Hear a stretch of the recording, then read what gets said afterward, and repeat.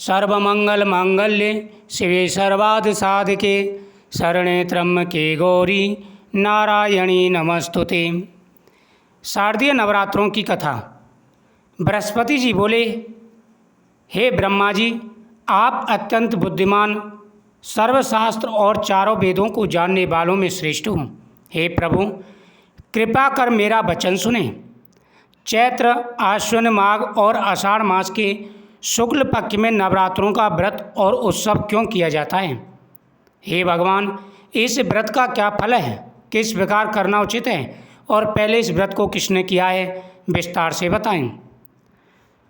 बृहस्पति जी का ऐसा प्रश्न सुनकर ब्रह्मा जी कहने लगे, हे बृहस्पति, प्राणियों के हित करने की इच्छा से तुमने बहुत ही अच्छा प्रश्न किया है। जो मनुष्य मनोरथ पूर्ण करने वाली दुर्गा, महादेवी, सूर्य और नारायण को पूजते हैं, उनका ध्यान करते हैं, वे मनुष्य धन्य हैं। यह नवरात्र व्रत संपूर्ण कामनाओं को पूर्ण करने वाला है। इसके करने से पुत्र चाहने वालों को पुत्र, धन चाहने वालों को धन, विद्या चाहने वालों को विद्या और सुख चाहने वालों को सुख मिलता है। इस व्रत को करने से रोगी मनुष्य का रोग दूर हो जाता है, कारागार में पड़ा हुआ मनुष्य बंधन से छूट जाता है, मनुष्य की तमाम विपत्तियां दूर हो जाती हैं और उसके घर में संपूर्ण संपत्तियां आकर उपस्थित हो जाती हैं। बंध्या और काक बंध्या के इस व्रत के करने से पुत्र हो जाता है। समस्त पापों को दूर करने वाले इस व्रत के करने से ऐसा कौन सा मनोरथ है जो सिद्ध न हो? यदि व्रत करने वाला मनुष्य सारे दिन का उपवास ना कर सके तो एक समय भोजन करे और उस दिन बांधवों सहित नवरात्रि व्रत की कथा श्रवण करें। हे बृहस्पति, जिसने पहले इस महाव्रत को किया है उसका पवित्र इतिहास तुम्हें सुनाता हूँ, सावधान होकर सुनो। इस प्रकार ब्रह्मा जी के वचन सुनकर बृहस्पति जी बोले, हे ब्राह्मण, मनुष्यों को कल्याण करने वाले इस व्रत के इतिहास को मेरे लिए कहे, मैं सावधान होकर सुन रहा हूँ। आपकी शरण आए हुए मुझ पर कृपा करें। ब्रह्मा जी बोले, पीठत नाम के मनोहर नगर में एक अनाथ नाम का ब्राह्मण रहता था। वह भगवती दुर्गा का भक्त था। उसके संपूर्ण सद्गुणों से युक्त मानो ब्रह्मा की सबसे पहली रचना हो ऐसी यथार्थ नाम वाली सुमति नाम की एक कन्या बहुत ही सुंदर हुई। वह कन्या सुमति अपने घर के बालकपन में अपनी सहेलियों के साथ क्रीड़ा करती हुई इस प्रकार बढ़ने लगी जैसे शुक्ल पक्ष में चंद्रमा की कला बढ़ती है। उसका पिता प्रतिदिन दुर्गा की पूजा और होम किया करता था। उस समय वह भी नियम से वहाँ उपस्थित होती।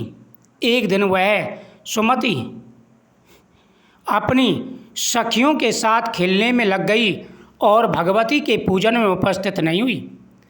उसके पिता को पुत्री की ऐसी असावधानी देखकर क्रोध आया और पुत्री से कहने लगा, हे दुष्ट पुत्री, आज प्रभात से तुमने भगवती का पूजन नहीं किया। इस कारण मैं किसी कुष्ठी और जय माता दी इस प्रकार से बीच में बोलता जा रहा था और कह रहा था, मैं किसी कुष्ठी और दलिद्री को तेरा पति बनाऊंगा, उसके साथ तेरा विवाह करूंगा। इस प्रकार कुपित पिता के वचन सुनकर सुमति को बड़ा दुख हुआ और पिता से कहने लगी, हे पिताजी, मैं आपकी कन्या हूँ, मैं आपके सब प्रकार से अधीन हूँ। जैसी आपकी इच्छा हो मेरा विवाह कर सकती हूँ। होगा वही जो मेरे भाग्य में लिखा है। मेरा तो इस पर पूर्ण विश्वास है। मनुष्य न जाने कितने मनोरथों को चिंतन करता है, पर होता वही है जो भाग्य में विधाता ने लिखा हो। जो जैसा करता है उसको फल की उस कर्म के अनुसार प्राप्ति होती है। क्योंकि कर्म करना मनुष्य के अधीन है, पर फल देव के अधीन है। जैसे अग्नि में पड़े हुए तृण दी उसको अधिक प्रदीप्त कर देता है, उसी तरह अपनी कन्या के ऐसे निर्भयता से कहे हुए वचन सुनकर उस ब्राह्मण को अधिक क्रोध आया। तब उसने अपनी कन्या का एक कुष्ठी के साथ विवाह कर दिया और अत्यंत क्रुद्ध होकर के पुत्री से कहने लगा, जाओ, जल्दी से जाओ और अपने कर्मों का फल भोगो। देखें केवल भाग्य भरोसे पर रहकर तुम क्या करती हो। इस प्रकार से कहे हुए पिता के कटु वचनों को सुनकर सुमति अपने मन में विचार करने लगी, अहो मेरा दुर्भाग्य जिससे मुझे ऐसा पति मिला। इस तरह अपने दुख का विचार करती हुई वह सुमति अपने पति के साथ वन चली गई और भयानक वन में कुशा युक्त उस स्थान पर उन्होंने वह रात बड़ी कष्ट से व्यतीत की। उस गरीब बालिका की ऐसी दशा देखकर भगवती पूर्व पुण्य के प्रभाव से प्रकट होकर सुमति से कहने लगी, हे ब्राह्मणी, मैं तुझ पर प्रसन्न हूँ, तुम जो चाहो वर मांग सकती हो। मैं प्रसन्न होने पर मनोवांछित फल देने वाली हूँ। इस प्रकार भगवती दुर्गा का वचन सुनकर ब्राह्मणी कहने लगी, आप कौन हैं जो मुझ पर प्रसन्न हुई हो, यह सब मेरे लिए कहो और अपनी कृपा दृष्टि से मुझ दासी को कृतज्ञ करो। ऐसा ब्राह्मणी का वचन सुनकर देवी कहने लगी, मैं आदि शक्ति हूँ और मैं ही ब्रह्मा विद्या और सरस्वती हूँ। मैं प्रसन्न होने पर प्राणियों को के सभी दुखों को दूर कर देती हूँ, सुख प्रदान करती हूँ। हे ब्राह्मणी, मैं तुम पर तेरे पूर्व जन्म के पुण्य के प्रभाव से प्रसन्न हूँ।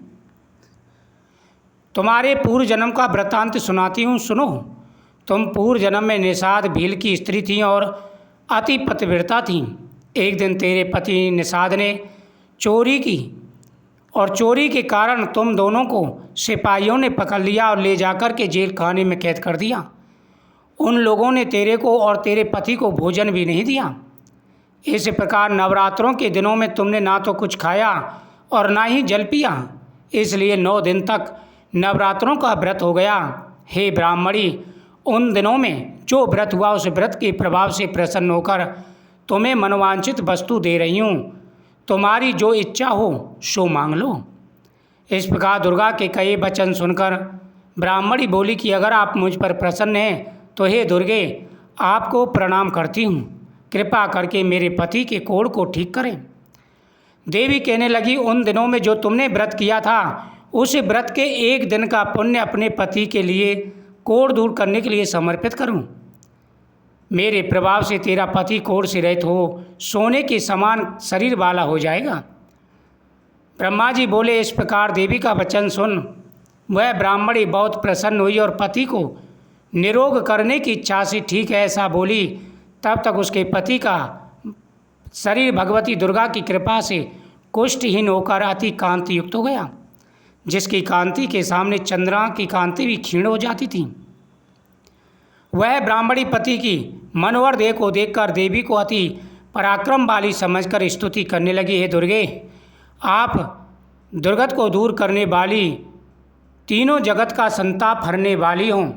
हे देवी, सभी मनुष्यों की इच्छाएं पूरी करने वाली हो और दुष्ट मनुष्य का नाश करने वाली हो। तुम ही सारे जगत की माता पिता हो। हे अम्बे, मुझ अपराध रहित अबला की मेरे पिता ने कुष्ठ के साथ विवाह कर मुझे घर से निकाल दिया है। उसकी निकाली हुई मैं पृथ्वी पर घूमने लगी। आपने ही मेरा इस आपत्ति रूपी समुद्र से उद्धार किया। हे देवी, आपको प्रणाम है, मुझ दीन की रक्षा करो। ब्रह्मा जी बोले कि बृहस्पति, इस प्रकार उस सुमति ने मन से देवी की स्तुति की।